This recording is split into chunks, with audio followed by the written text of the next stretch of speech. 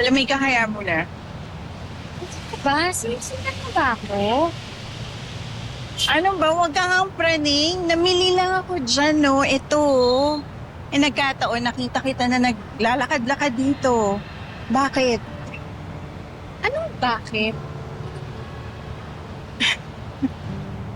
Ano bang pakialam mo sa akin, Ang dami mong tanong. Alam mo, ang sungit mo. Tinatanong ka lang eh. Saka di ba naaalala mo, sinabi ko sa'yo, kung kailangan mo ng kaibigan, nandito lang ako.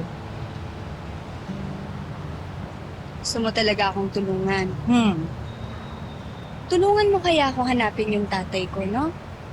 bakit? Sabi kasi ni Madam Jacinta na mayaman daw yung tatay ko.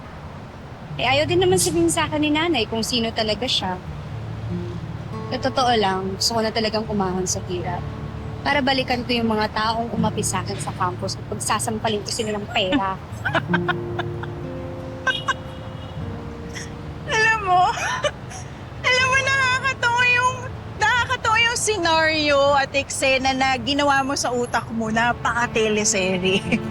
Pero, tingin mo ba kapag nahanap mo na yung totoong tatay mo, tatanggapin ka niya? Oo, bakit naman hindi?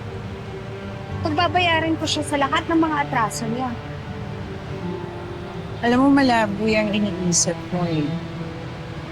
Wait lang. Malabo? Anong malabo, ha? Mas marami akong alam sa buhay kesa sa'yo, kaya maniwala ka sa akin.